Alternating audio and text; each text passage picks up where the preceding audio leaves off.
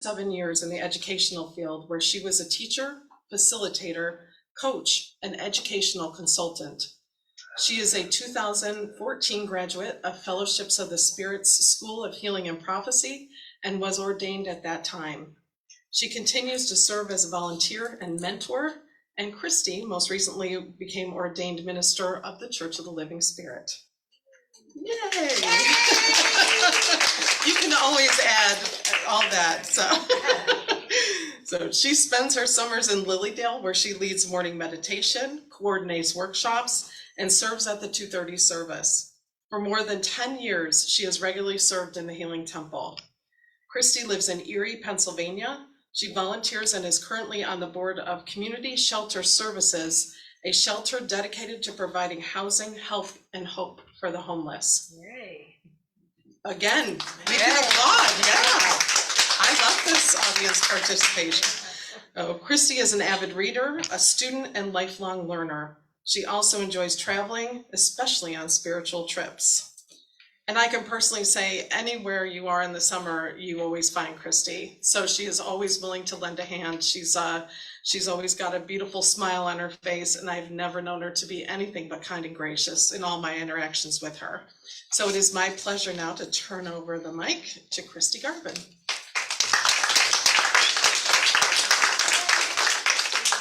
Thank you. I'm so honored to be here this morning.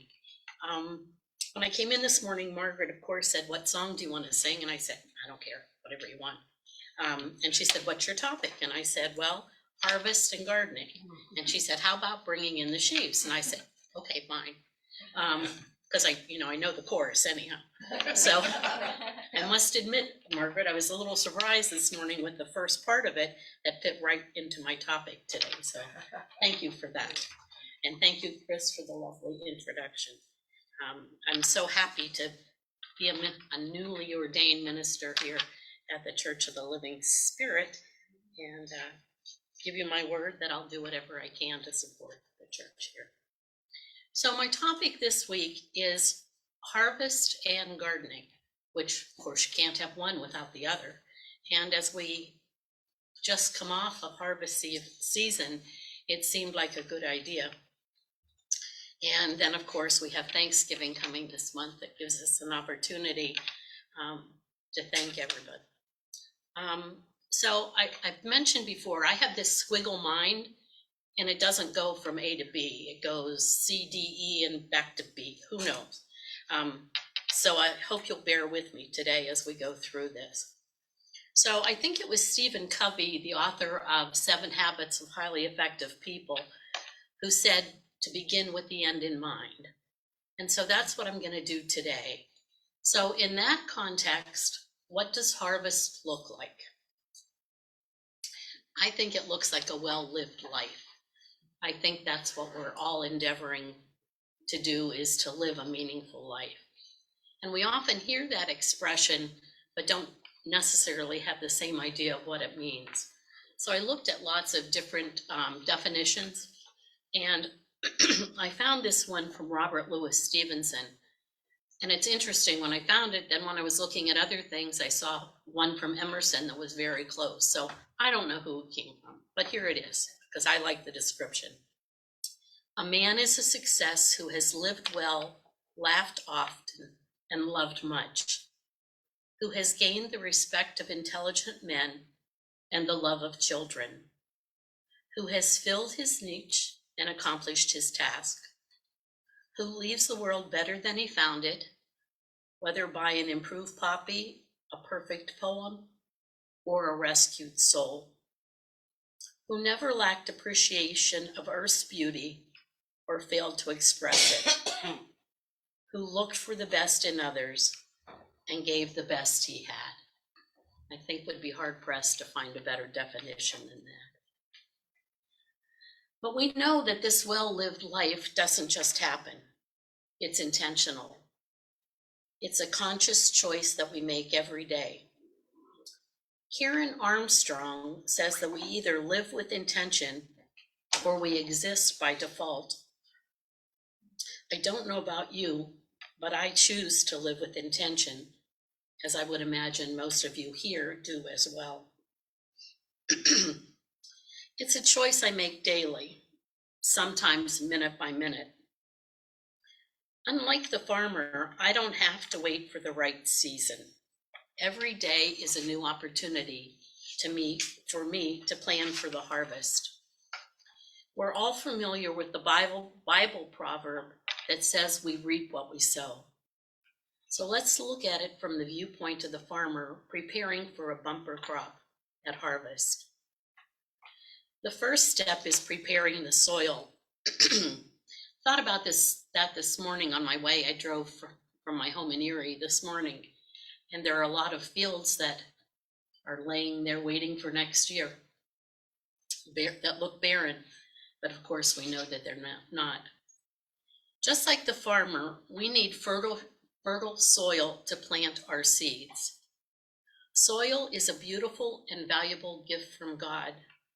It's the life and heart of each of us. I think we prepare the soil with intention. How do you want to live your life? Do you want to live a life full of meaning and purpose? Living as much as you can in the present, in the here and the now, not in the past and not in the future. Living without causing harm to any other person or animal, and living to serve others. We know that thoughts are things. They have their own energy. I think they're like boomerangs. They return to us in some shape or form. By being aware of our thoughts and intentions, we prepare the soil. Our intentions do matter. I can't say that enough. I try to live my life by our spiritual principles that we read this morning. And since you're here this morning, I'm assuming most of you do as well. These intentions remove the rocks and the boulders, and they prepare the soil for planting. The next step is planting the seeds. What seeds are you sowing that will bring you a good harvest? I'm reminded of the parable of the Cherokee grandfather who was walking with his young grandson. And he told him that inside each of us, there are two wolves that are fighting every day. There's such a battle between the two. One wolf is good. He's kindness, compassion, peace, and joy. The other is bad or evil. He's anger, greed, hate, jealousy. And that fight goes on inside each and every one of us every day. The little boy thought for a moment, and then he said to his grandfather, "Which one do you feed?" And the grandfather looked at him and he said, "That's not right. I missed the punchline." Okay, so he asked him which one wins, and that's when his grandfather said, "The one that you feed." So which seeds are you planting? We all have a choice about the seeds we plant. Are we planting seeds of kindness, compassion, and service? Or are we planting seeds of negativity, gossip, selfishness? The choice is ours. And I was thinking about Lilydale and the seeds that are planted here. I think about Wanda. Saturday mornings, Wanda is out at the gate during the season welcoming all the visitors that are here, coming here. And how nice for them to see her smiling face first thing as they come into the gate. Yeah, yay. Yay. I think about my neighbor, Linda Chapman, and Linda has a golf cart like many of you do, and she often gives rides to people in the Dale, as many of you do. But this year, she actually put on a back seat so that she could service more people. Wow. So there are so many examples like that in Lilydale. And I was wondering as I drove here this morning, how many volunteer hours do you suppose are spent in Lilydale every year? Think about that. From the board who puts in hours and hours and hours tirelessly. From all of the volunteers from the program committee, who work hours and hours to set up a program. All of the volunteers who coordinate those workshops in the summer.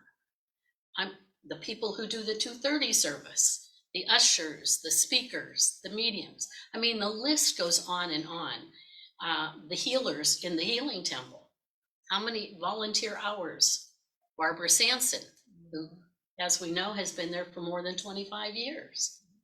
So I think it would be interesting.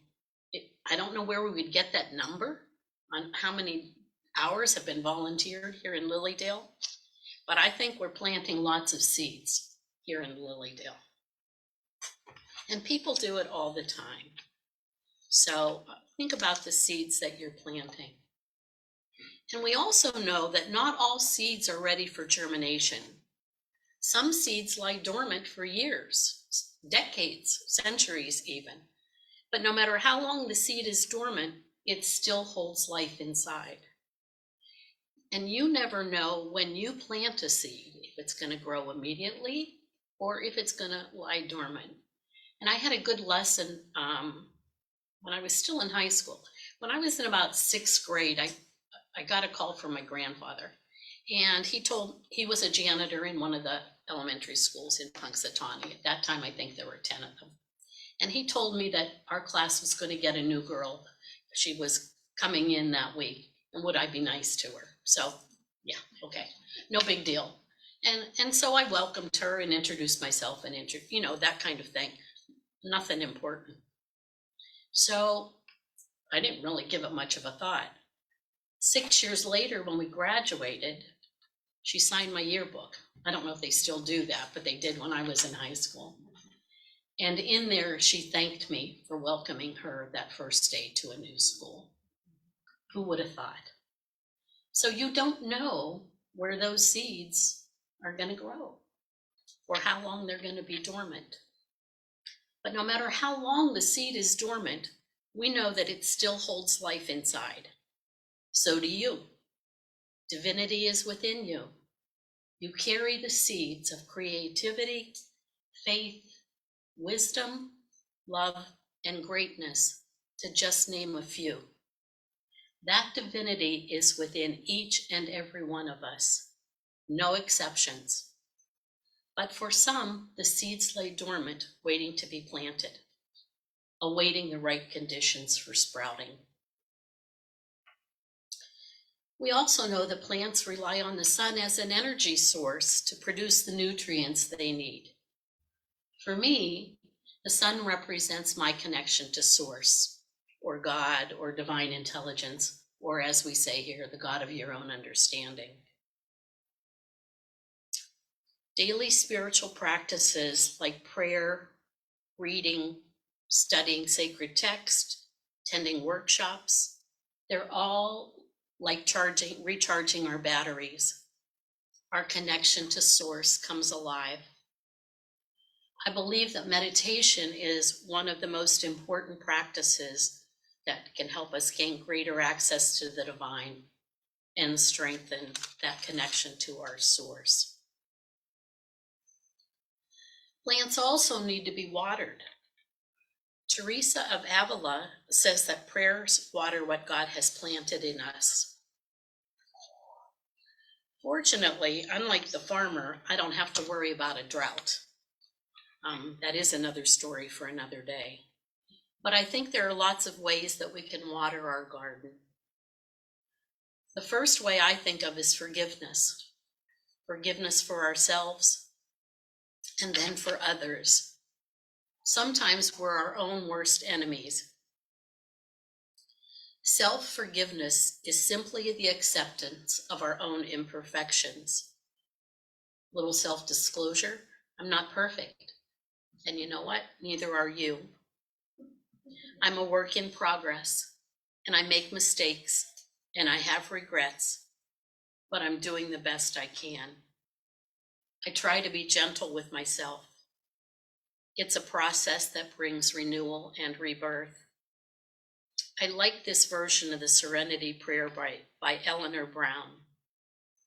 God, grant me the serenity to stop beating myself up for not doing things perfectly, the courage to forgive myself because I'm working on doing better, and the wisdom to know you already love me just the way I am.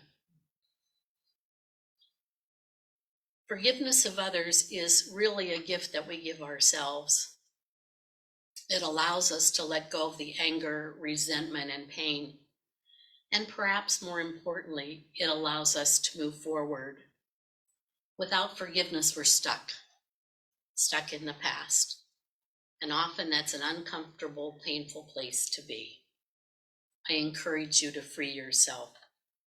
One of my favorite quotes is, "Forgiveness is opening the door to set someone free and realizing you are the prisoner." Think about that one. Gratitude is another way to water my garden. Maya Angelou says, "Stormy or sunny days, glorious or sunny, lonely nights, I maintain an attitude of gratitude. If I insist on being pessimistic, there's always tomorrow. Today I am blessed." Living with gratitude makes what you have enough, more than enough. It helps us to acknowledge our goodness and the abundance in our lives. The research is pretty clear that a gratitude practice benefits our minds, bodies, and souls. It might even improve our sleep. I make a conscious effort to count my blessings every day, and you probably do too.